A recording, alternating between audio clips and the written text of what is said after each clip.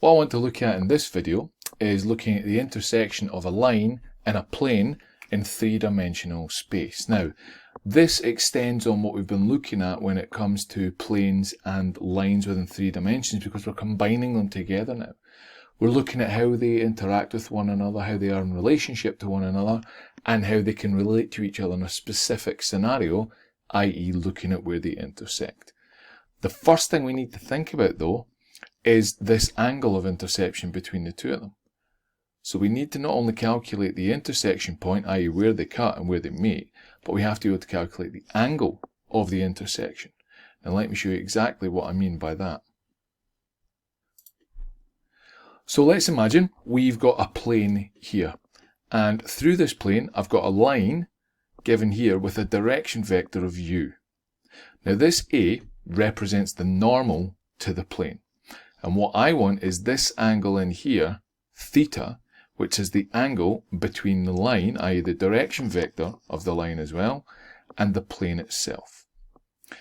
Now, what we have to realise is that because this is perpendicular, i.e. this line here, the projection of u down onto the plane, is perpendicular to the normal of the plane, what I can say is that I can use the complement of this in order to be able to get it. So I know that 90, take away this theta, gives me this gap here at the top.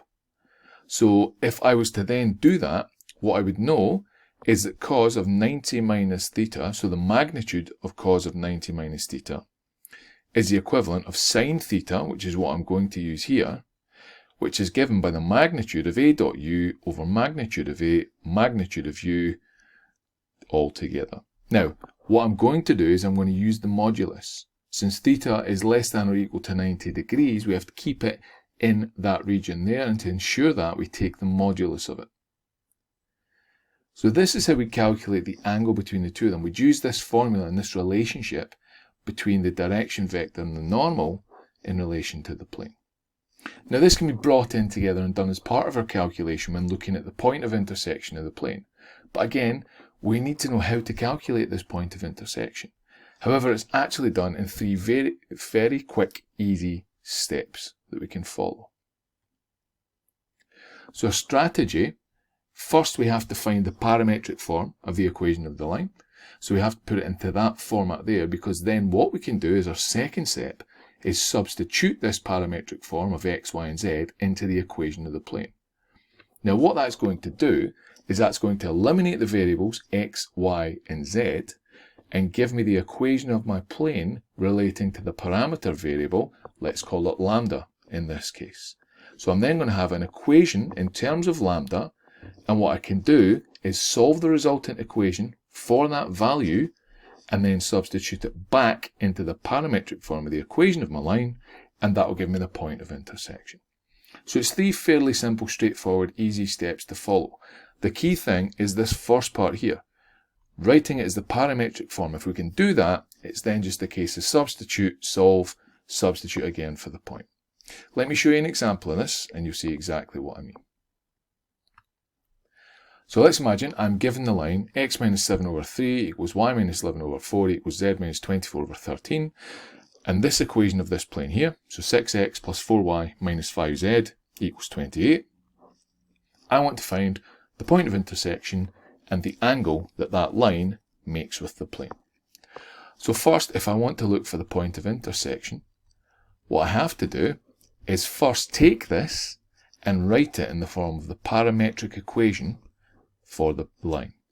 So if I rearrange each of these, now remember, what we have to do in order to be able to do this is set each of them equal to the parameter variable, which we're going to call lambda in this example, and then change it so that the x, the y and the z are the subject of the formula and given in terms of this lambda. So if I was to do that, I would say x minus 7 over 3 equal to lambda, and then rearrange it, and what I'd be able to get from that is that x equals 7 plus 3 lambda. I would then do the exact same thing for y, and if I did that, I'd get y equals 11 plus 4 lambda, and then do the exact same thing for the final variable z, and get z equals 24 plus 13 lambda. So now that I have all of that, what I can do is substitute it into this equation of the plane and then solve it for lambda. That'll give me the parameter variable, which I can then put back into here to get the points of intersection. So substituting in, I get 6 bracket the x, which is the 7 plus 3 lambda, plus 4 times the y, so 4 bracket 11 plus 4 lambda. Then take away 5 times the z, so take away 5 bracket 24 plus 13 lambda. And I then know that overall that's going to equal 28. So this now is a nice, easy linear equation for me to solve, multiply out the brackets, gather the like terms, and then solve it from there. This sort of thing you could probably solve back in S1 or S2 using the techniques we covered back then. So multiplying out these brackets, so I get 42 plus 18 lambda here, plus 44 plus 16 lambda, minus 120, minus, and remember it's a minus here as well, minus 65 lambda, and I know that's going to equal 28. Gather all the like terms together, so I've got 42 plus 44, there's 86. I've then got 86 take away 120, so that gives me negative 34. I've then got 18 lambda plus 16 lambda, that gives me 34 lambda. I'm then taking away 65 lambda, so that then gives me minus 31 lambda, and I know that that is going to equal 28. So what I can then do is rearrange this and solve. So if I add 34 to both sides, what I'll get is negative 31 lambda, that's going to equal 62. Solving this then gives me lambda is equal to negative 2. So that's the parameter value, which gives me the point of intersection of my line and my plane. I now substitute it back into the parametric form of my equation, and I'll get the actual value for the point of intersection. So if I substitute it back in, I know the x is going to be given by 7 plus 3 times the negative 2. So 7 plus 3 times negative 2, 3 negative 2s is negative 6, 7 minus 6 is 1. The y is going to be given by 11 plus 4 times the negative 2. So that's going to be 11 minus 8, so that's going to be 3.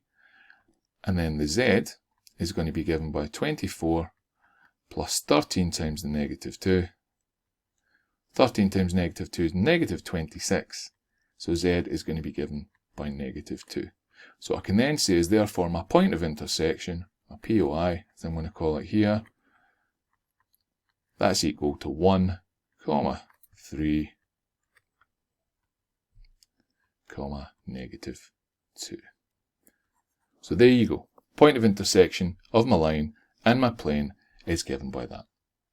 Now if we want the angle between the two of them, that's where we have to remember the formula we had. So that's where we have to remember sine theta is equal to the magnitude of A dot U over magnitude of A, magnitude of U. So the overall magnitude of that calculation.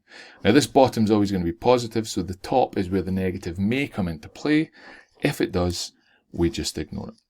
So we need to calculate A dot U, magnitude of A and magnitude of U.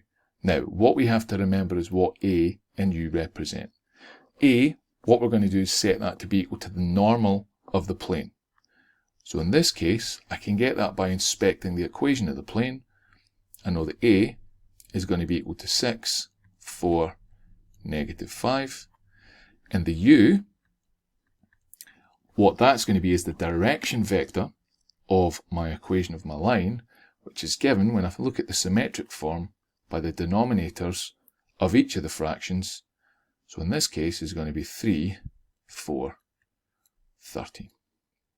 We then have to calculate each part of this, stick it all together, and then calculate my answer. So if I was to do A dot U, what I'd end up getting is 6 times 3 plus 4 times 4 plus negative 5 times 13. Work it through and calculate all of that out, and I get negative 31. 18 plus 16, so there's 34. then this is negative 65, so it gives me negative 31.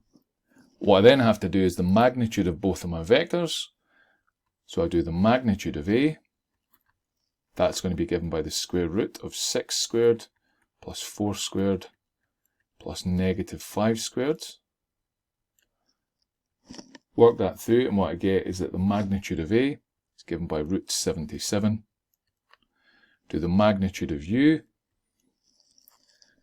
That's going to be given by the square root of 3 squared plus 4 squared plus 13 squared. That then is going to equal square root of 194, so quite a big value for that one. And if I then plug it all together and I take the magnitude, what that means is I ignore the negative 31. So what I can say is therefore sine theta is equal to 31, ignoring the negative, over root 77, root 194.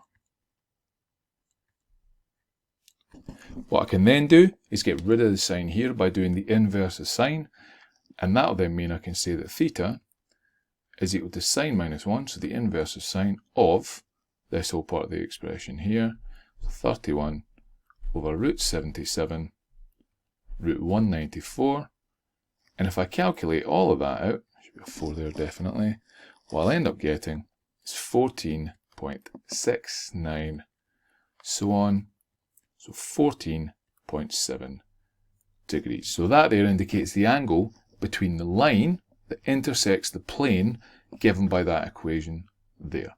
So it's a fairly straightforward set of steps to follow to calculate both of those. We just need to remember the key properties that we want in both of those different scenarios. For the point of intersection, remember the format you want to write it in, the parametric form of the straight line equation. Substitute in, solve for the parameter, and then sub back into the x, y, z. Point of intersection, use this formula here, and you're laughing every single time.